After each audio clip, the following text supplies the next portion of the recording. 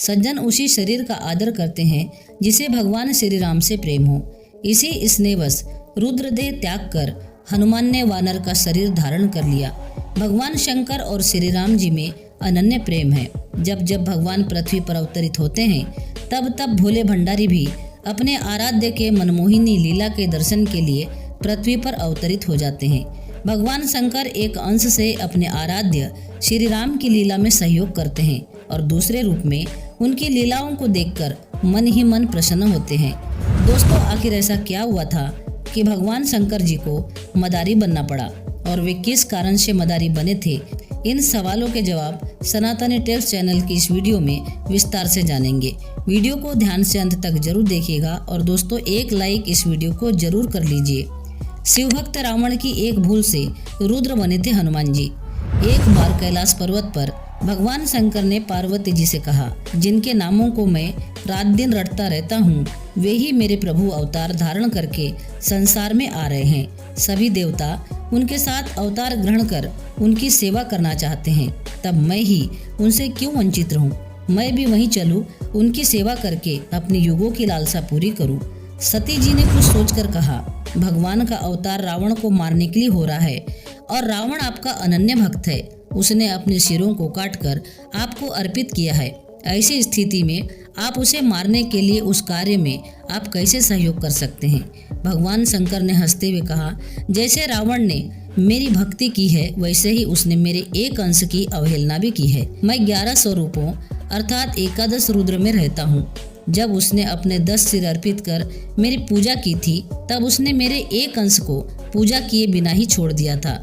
तब मैं उसी अंश से उसके विरुद्ध युद्ध करके अपने प्रभु की सेवा कर सकता हूँ।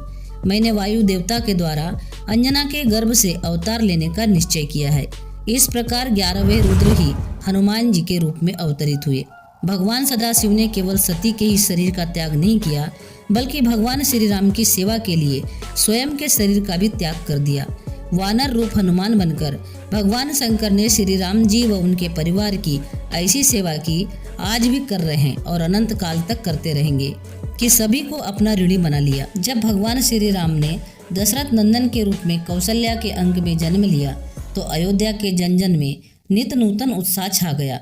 अयोध्यापुरी में नित नूतन महोत्सव होने लगे। अथाह अतिथियों का सैलाब अयोध्या की ओर उमड़ पड़ा। श्री राम लला के दर्शन के लिए भोले भंडारी सहित विभिन्न देवता अवध में आए। ब्रह्मा आदि देवता भगवान का दर्शन कर वापस लौट गए, किंतु शंकर जी का मन अपने आराध्य श्री राम की शिशु क्रीड़ा की झांकी में ऐसा उलझा कि वे अवध की गलियों में विविध वेश बनाकर घूमने लगे। कभी वे राजा दशरथ के द्वार पर प्रभु गुण गाने वाले गायक के रूप में तो कभी भिक्षा मांगते हुए साधु के रूप में उपस्थित हो जाते थे। कभी भगवान के अवतारों की कथा सुनाने के बहाने प्रकांड विद्वान बनकर राजमहल में पहुंच जाते थे। वे काक भुसुंडी जी के साथ बहुत समय तक अयोध्या की गलियों में घूम घूम कर आनंद लूटते रहे। एक दिन शंकर जी काक भुसुंडी जी को बालक बनाकर और स्वयं त्रिकालदर्शी वृद्ध ज्योतिषी का वेश धारण कर शिशुओं का फलादेश बताने के बहाने अयोध्या के रनिवास में प्रवेश कर गए। माता कौशल्या ने जैसे ही शिशु श्री राम को ज्योतिषी की गोद में बिठाया तो शंकर जी का रोम रोम पुलकित हो उठा। वे बालक का हाथ देखने के बहाने कभी उनके कोमल कर कमलों को सहलाते तो कभी अपनी जटाओं से रक्ताभ तलुओं को थपथपाते और देवताओं के लिए भी दुर्लभ उन चरण कमलों का दर्शन कर परमानंद में निमग्न हो जाते। इस प्रकार कभी वे अपने आराध्य का हाथ देखें तो कभी सहलाए, कभी चरणों को देखे और गोद में सहलाए। इस बात को स्वयं शंकर जी पार्वती जी से कहते हैं। दोस्तों, भगवान शंकर बने स्वयं ही मदारी और स्वयं ही बंदर। अब दशरथ नंदन भगवान श्री राम भाइयों सहित पैदल चलने लगे। फिर वे एक ही जगह कैसे रह सकते थे? जिधर मन आए उधर ही राजमहल के द्वार तक दौड़ लगाने लगे। एक बार उमापति भगवान शंकर मदारी के वेश में डमरू बजाते हुए अवध के राजमहल के द्वार पर पहुंचे। उनके साथ नाचने वाला एक सुंदर बंदर भी था। मदारी और बंदर का खेल देखने के लिए राजमहल के द्वार पर लोगों की भीड़ जमा हो गई। डमरू की आवाज सुनकर बालक श्री राम सहित चारों भाई भी महल के द्वार पर आ गए। तभी मदारी ने जोर से डमरू बजाया और बंदर ने भगवान श्री राम को देखकर दोनों हाथ जोड़ लिए। यह देखकर सभी भाइयों सहित श्री राम हंसने लगे। मदारी जैसे निहाल हो गया, वह और जोर जोर से डमरू बजाने लगा। डमरू की आवाज के साथ बंदर भी ठुमुक ठुमुक नाचने लगा। दोस्तों, नाचने और नचाने वाले दोनों ही भगवान शंकर है। भगवान शंकर एक अंश से वानर रूप में अपने आराध्य के रूप में नाच रहे थे और दूसरे अंश में स्वयं ही मदारी बनकर अपने को नचा रहे थे। संपूर्ण सृष्टि को नचाने वाले कौशल्या नंदन भगवान श्री राम नाच से मुग्ध होकर हाथ से ताली बजाकर प्रसन्न हो रहे थे। अब भगवान ने लीला की। शिशु राम मचल उठे, मुझे ये वानर चाहिए। मदारी तो ये चाहता ही था। अपने आराध्य के चरणों में रहने की अभिलाषा लेकर ही उन्होंने वानर रूप धरा था। महाराज दशरथ के पुत्र की कामना अधूरी कैसे रहती। अब उस वानर की डोर कौशल्या नंदन के हाथ में थी। अब तक भोलेनाथ बंदर के रूप में अपने को ही नचा रहे थे, परंतु अब वे स्वयं नाच रहे थे और अब नचाने वाले थे अवध किशोर श्री राम। बंदर के सुख और आनंद की सीमा न थी। अब मदारी अदृश्य हो गया।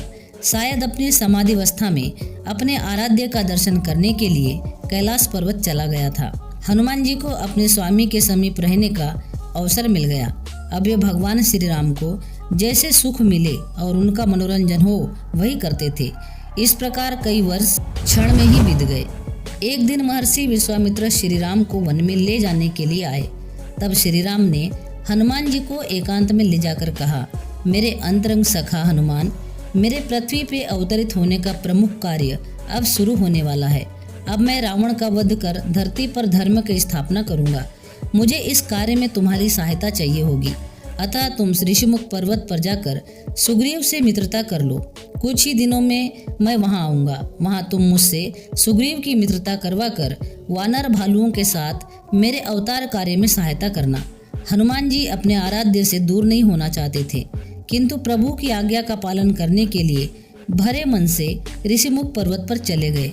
दोस्तों, यही रामकाज है और इसी कार्य में सहायक होने के कारण हनुमान जी पूज्य है। इस प्रकार भगवान शंकर ने कभी देव रूप से, कभी मनुष्य रूप से और कभी वानर रूप हनुमान के रूप में भगवान श्री राम की सेवा की और उपासकों के सामने अपने आराध्य की किस प्रकार सेवा की जाती है, किस प्रकार उन्हें प्राप्त किया जा सकता है, इसका उदाहरण प्रस्तुत है। दोस्तों, आशा करती हूँ कि ये वीडियो आपको पसंद आई होगी। अगर वीडियो पसंद आई हो तो इस वीडियो को लाइक करके चैनल को सब्सक्राइब जरूर कर लेना और इस वीडियो को अपने दोस्त, सगे संबंधी और परिवारजनों को ज़्यादा से ज़्यादा शेयर करना। पूरा वीडियो देखने के लिए आपका बहुत बहुत धन्यवाद।